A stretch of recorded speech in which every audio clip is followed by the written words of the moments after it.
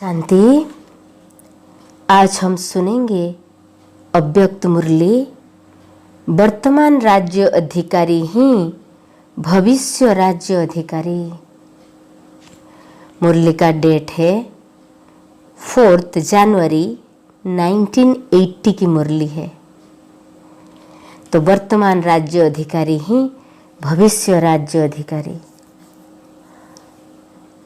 विदेशी भाई बहनों के साथ अव्यक्त बाप दादा की मुलाकात। ये मुरली स्पेशली विदेशी भाई बहनों के साथ हुई है बाबा का 1980 में। सभी अपने को डबल राज्य अधिकारी समझते हो। सभी अपने को डबल राज्य अधिकारी समझते हो। वर्तमान भी राज्य अधिकारी और भविष्य में भी राज्य अधिकारी। वर्तमान भविष्य का दर्पण है।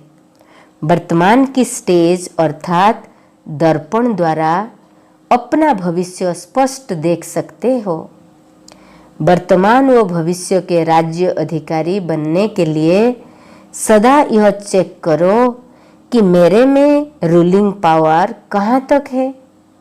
पहले सूक्ष्म शक्तियाँ जो विशेष कार्य करता है उनके ऊपर कहाँ तक अपना अधिकार है। संकल्प शक्ति के ऊपर, बुद्धि के ऊपर और संस्कारों के ऊपर यह विशेष 3 शक्तियाँ राज्य अधिकारी बनाने में सदा सहयोगी अर्थात राज्य की कारोबार चलाने वाले मुख्य सहयोगी कार्य करती है। अगर यह तीनों कार्यकर्ता आप आत्मा अर्थात राज्य अधिकारी राजा के इशारे पर चलते हैं तो सदा वह राज्य यथार्थ रीति से चलता है। जैसे बाप को भी 3 मूर्तियों द्वारा कार्य कराना पड़ता है, इसलिए त्रिमूर्ति का विशेष गायन और विशेष पूजन है। लेकिन त्रिमूर्ति शिव कहते हो। एक बाप के 3 विशेष कर्तव्य है जिन द्वारा विश्व का कार्य कराते हैं। जैसे आप आत्मा रचयिता हो और यह 3 विशेष शक्तियाँ अर्थात त्रिमूर्ति शक्तियाँ आपके विशेष कार्य करता है। आप भी इन 3 रचना के रचयिता हो। तो चेक करो कि त्रिमूर्ति रचना आपके कंट्रोल में है। मन है उत्पत्ति करने वाला अर्थात संकल्प रचने वाला और बुद्धि है निर्णय करना अर्थात पालना के समान कार्य करना। संस्कार है अच्छा व बुरा परिवर्तन कराने वाला। जैसे ब्रह्मा आदि देव है ऐसे पहले आदि शक्ति है मन अर्थात संकल्प शक्ति। आदि शक्ति यथार्थ है तो और भी कार्यकर्ता उनके साथी यथार्थ कार्य करने वाले हैं। पहले यह चेक करो मुझ राजा का पहला आदि कार्यकर्ती सदा समीप के साथी के समान इशारे पर चलता है, क्योंकि माया दुश्मन भी पहले इसी आदि शक्ति को बागी अर्थात ट्रेटर बनाती है और राज्य अधिकार लेने की कोशिश करती है। इसलिए आदि शक्ति को सदा अपने अधिकार की शक्ति के आधार पर सहयोगी विशेष कार्यकर्ता करके चलाओ। जैसे राजा स्वयं कोई कार्य नहीं करता, वो कराता है। करने वाले राज्य कारोबारी अलग होते हैं। अगर राज्य कारोबारी ठीक नहीं होते तो राज्य डगमग हो जाता है। ऐसे आत्मा भी करावनहार है। करनहार ये विशेष त्रिमूर्ति शक्तियाँ हैं। पहले इनके ऊपर रूलिंग पावर है तो यह साकार कर्मेंद्रियाँ उनके आधार पर स्वतः ही सही रास्ते पर चलेंगे। कर्मेंद्रियों को चलाने वाली भी विशेष यह 3 शक्तियाँ हैं। अब रूलिंग पावर कहाँ तक आई है यह चेक करो। रूलिंग पावर अपने कर्म इंद्रियाँ कहाँ तक अभी ऑर्डर पर चल रहे हैं, मान रहे हैं। जैसे डबल विदेशी हो ऐसे डबल रूलर्स हो, हर एक का राज्य कारोबार अर्थात स्वराज्य ठीक चल रहा है। जैसे सतयुग की सृष्टि के लिए कहते हैं एक राज्य एक धर्म है, ऐसे ही अब स्वराज्य में भी एक राज्य अर्थात सो के इशारे पर सर्व चलने वाले हैं। एक धर्म अर्थात एक ही धारणा सबकी है कि सदा श्रेष्ठाचारी चढ़ती कला में चलना है। मन अपनी मनमत पर चलाए, बुद्धि अपनी निर्णय शक्ति के हलचल करे, मिलावट करे, संस्कार आत्मा को भी नाच नचाने वाले हो जाए तो इसको एक धर्म नहीं कहेंगे, एक राज्य नहीं कहेंगे। तो आपके राज्यों का क्या हाल है? त्रिमूर्ति शक्तियाँ ठीक है, कभी संस्कार बंदर का नाच तो नहीं नचाते हैं। बंदर क्या करता है? नीचे ऊपर छलांग मारता है ना। संस्कार को की भी अभी अभी चढ़ती कला और अभी अभी गिरती कला, वह बंदर का नाच है ना। तो ये संस्कार नाच तो नहीं नचाते हैं ना। कंट्रोल में है ना सब? बाबा पूछ रहे सारी कर्म इंद्रिया कंट्रोल में है या बंदर की तरह नाच नचाते हैं? कभी बुद्धि मिलावट तो नहीं करती है? जैसे आजकल मिलावट करते हैं तो निर्णय शक्ति भी मिलावट कर देती है। कभी बुद्धि मिलावट तो नहीं कर देती है। अभी अभी यथार्थ और अभी अभी व्यर्थ तो मिलावट हुई ना। कारण को निवारण के रूप में कर लो तो माया समाप्त हो जाएगी। कारण को निवारण के रूप में कर लो तो माया समाप्त हो जाएगी। विदेश में माया आती है, विदेशियों के पास माया नहीं आनी चाहिए, क्योंकि विदेश में वर्तमान समय थोड़े हो समय में ऊंचे भी चढ़ते और नीचे भी गिरते हैं। तो थोड़े समय में सब प्रकार के अनुभव करके अब पूरे कर लिए हैं। तो सुनिए कि बाबा कह रहे कि थोड़े समय में सब प्रकार के अनुभव करके अब पूरे कर लिए हैं। जैसे कोई चीज बहुत ख्वाई जाती है तो दिल भर जाता है, ऐसे विदेश में भी सब प्रकार का फुल फोर्स होने के कारण विदेश की आत्माएं अब इनसे थक गई है। तो जो थके हुए होते हैं उनको अगर आराम मिल जाता है तो बिल्कुल लेटते ही गुम हो जाते हैं, डीप स्लीप का अनुभव करते हैं। तो विदेशियों को माया ने थोड़े ही समय में बहुत अनुभव करा दिया है। अब क्या करना है? अब तो नई चीज़ें की तलाश थी, वह मिल गई, फिर माया क्यों आवे? नहीं आनी चाहिए ना, फिर आती क्यों है? माया के पुराने ग्राहक है। माया को भी अगर नए ग्राहक अच्छे मिल जाएंगे तो पुरानों को आपे ही छोड़ देंगे। रूलिंग पावर वाले के पास माया आ नहीं सकती। रूलिंग पावर वालों के पास माया आ नहीं सकती। माया जहाँ देखती है कार्यकर्ता सब होशियार है, अटेंशन में है, तो वहाँ हिम्मत नहीं रख सकती रूलिंग पावर कहाँ तक है। उसकी चेकिंग करो और अगर पावर नहीं है तो उसका कारण क्या है उसको ढूंढो। तो रूलिंग पावर कहाँ तक है चेक करो, और पावर नहीं है तो उसका कारण को निवारण के रूप में परिवर्तित करो। कारण खत्म हो जाना अर्थात माया खत्म हो गई। माया का मुख्य स्वरूप कारण के रूप में आता है। कारण को निवारण के रूप में कर लो तो माया सदा के लिए समाप्त हो जाएगी। आज तो मिलने आए हैं, मुरलियाँ तो बहुत सुनी, अब ऐसे मुरलीधर बनो जो माया मुरली के आगे नच्छावर सरेंडर हो जाए। ऐसे मुरलीधर होना कि ओह स्थूल साज की मुरली चलाने वाले हो, वो तो बहुत अच्छी चलाते हो, इसमें भी मुरलीधर बनो। माया को सरेंडर कराने की मुरली यह साज भी बजा सकते हो ना। साज बजाने का मेजॉरिटी को शौक है। जिस समय भी कोई साज बजाओ उस समय यह सोचो कि माया जीत बनने की राज का साज भी आता है। यह राज का साज अगर सदैव बजता रहे तो माया सदा के लिए सरेंडर हो जाएगी। ऐसे साज बजाना आता है। विदेशी भी पद्म गुणा भाग्यशाली है। दूर से आते हैं लेकिन चांस भी पद्म गुणा मिलता है।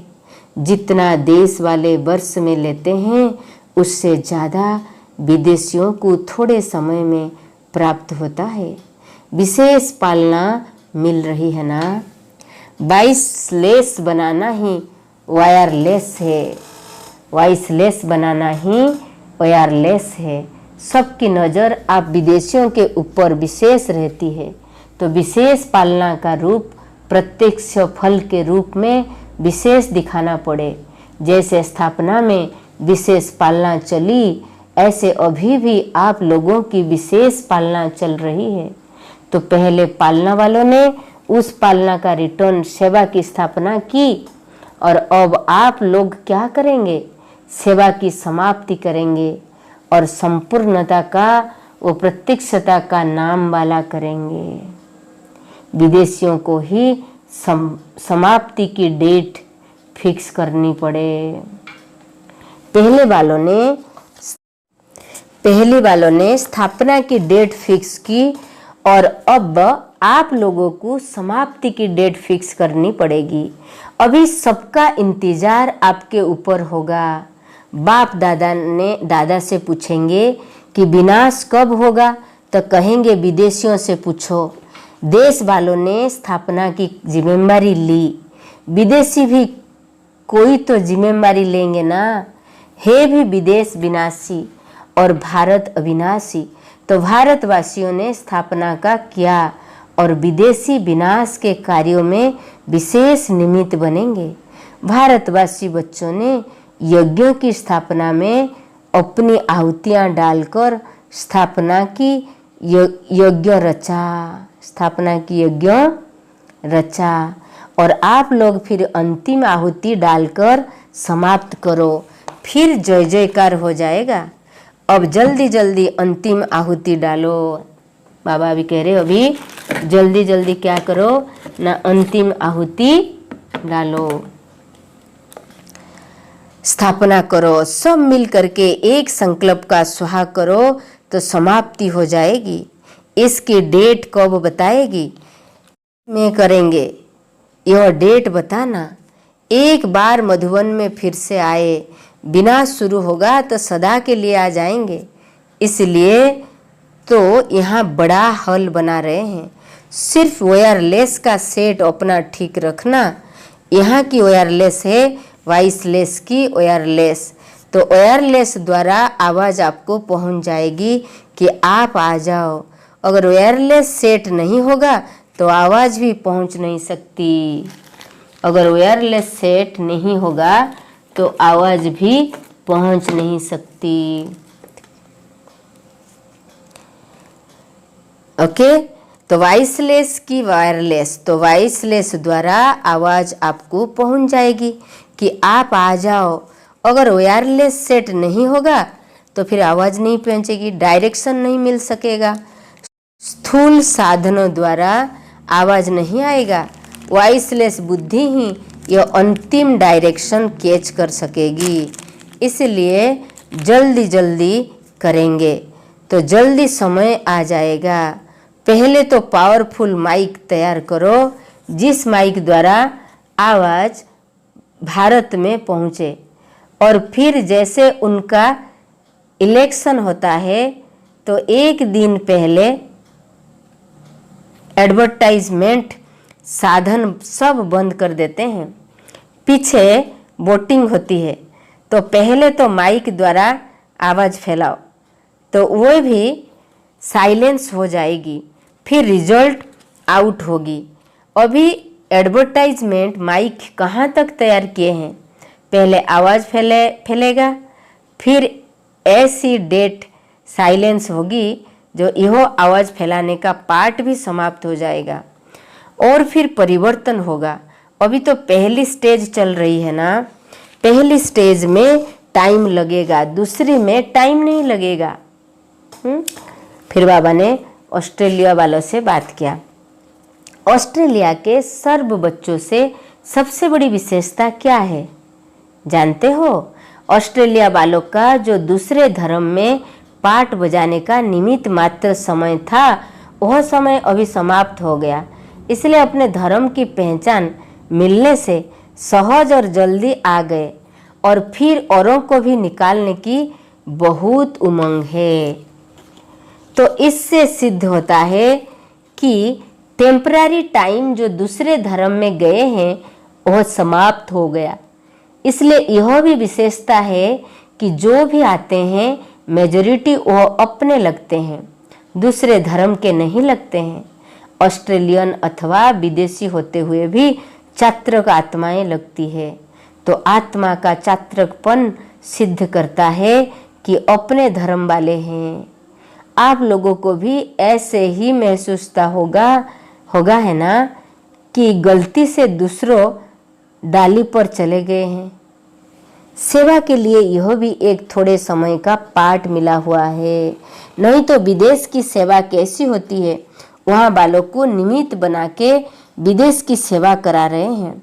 जैसे कल्प पहले का गायन भी है कि पांडव गुप्त देश में यहाँ वहाँ सेवा के लिए गए थे। तो आप भी रूप धर्म में परिवर्तन करके पांडव सेना सेवा के लिए गए हो, लेकिन हो पांडव सेना। अब तो धर्म, देश, गुण और कर्तव्य सब बदल गया ना। ऑस्ट्रेलिया निवासी के बजाय अपने को वहाँ रहते भी मधुबन निवासी समझ कर रहते हो ना। जन्म का घर मधुबन है, साकार घर मधुबन और निराकारी घर परम धाम। ऑस्ट्रेलिया आपका दफ्तर है। जैसे ऑफिस में कार्य के लिए जाते हैं, ऐसे आप भी सेवा के लिए जा रहे हो। दफ्तर में जाते हो तो घर तो नहीं भूलते हो ना। तो घर की एड्रेस अगर आपसे कोई पूछे तो क्या देंगे? पांडव भवन। इसी स्मृति में रहने से सदा उपराम अवस्था में रहेंगे। दफ्तर की वस्तु में कभी लगाव नहीं होता, क्योंकि समझते हैं कि यह सेवा के लिए चीजें हैं, हमारी नहीं। तो ऐसे ही उपराम रहते हो। कितनी भी प्यारी चीज हो या आकर्षित करने वाले सेवा के साथी हो, लेकिन दफ्तर में काम करने वालों के लिए नियम होता है, काम के लिए साथी बने फिर न्यारे। अगर गलती से आपस में प्यार हो जाता है तो अच्छा नहीं माना जाता। घर वालों से स्नेह होता है, दफ्तर वालों से काम चलाना होता है। तो ऐसे चलो कि ऑस्ट्रेलिया वालों ने सेवा तो बढ़ाई, अभी कितने स्थान है वहाँ। हर एक को राज्य करने के लिए अपनी अपनी प्रजा तो जरूर बनानी है। अब जरूर ये बनाना चाहिए, क्योंकि सेवा के लिए ये जरूर है। और बाबा बोलते विनाश में हम लोग का क्या होगा? क्वेश्चन किसने पूछा? विनाश में ऑस्ट्रेलिया सारा एक ही टापू बन जाएगा और कुछ पानी और कुछ ऊपर रह जाएगा। आप लोग सेफ रहेंगे। विनाश के पहले ही आप लोगों को आवाज पहुंचेगा। जब तुम सभी सेफ स्थान पर पहुंच जाएंगे फिर विनाश होगा। जैसे गायन है, भट्टी में बिल्ली के पुंगरे सेफ रहे, तो जो बच्चे बाप की याद में रहने वाले हैं वो विनाश में, तो जो बच्चे बाप की याद में रहने वाले हैं वो विनाश में विनाश नहीं होंगे। जैसे कहावत था ना, बिल्ली के पुंगरे सेफ रहेंगे लेकिन स्वेच्छा से शरीर छोड़ेंगे, वो स्व इच्छा से शरीर छोड़ेंगे, न कि विनाश के सर्कमस्टेंस के बीच में छोड़ेंगे। इसके लिए एक बुद्धि की लाइन क्लियर हो और दूसरा अशरीर बनने का अभ्यास बहुत हो। कोई भी बात हो तो आप अशरीर हो जाओ। अपने आप शरीर छोड़ने का जब संकल्प होता है तो संकल्प किया और चले जाएंगे। इसके लिए बहुत समय से प्रैक्टिस चाहिए। विनाश के समय ऐसे अनुभव करेंगे जैसे स्थूल वस्त्र उतार रहे हैं, ऐसे ही शरीर छोड़ देंगे। सारा दिन में चलते चलते बीच बीच में अशरीर बनने का अभ्यास जरूर करो। जैसे ट्रैफिक कंट्रोल का रिकॉर्ड बजता है, तो ऐसे वहाँ कार्यों में रहते भी बीच बीच में अपना प्रयोग आप पे ही सेट करो, तो लिक जुटा रहेगा। इससे अभ्यास भी होता रहेगा। आप लोगों में यह भी एक विशेषता है कि जब चाहो नौकरी छोड़ सकते हो, जब चाहो कर सकते हो, निर्बंधन हो और सिर्फ मन और संस्कारों का बंधन न हो। जैसे देह और देह के धर्मों से फ्री हो, आधे बंधनों से पहले भी फ्री हो, बाकी थोड़े बंधनों को याद और सेवा से खत्म कर दो। सभी हाई जंप लगाने वाले हो, सभी क्या हाई जंप लगाने वाले हो। तो इसलिए आपका मन में क्या आज बाबा ने मुरली चलाई, हेडिंग ऑफ द मुरली है वर्तमान राज्य अधिकारी ही भविष्य राज्य अधिकारी। 4 जनवरी 1980। ओम शांति। Have a good day. God bless you.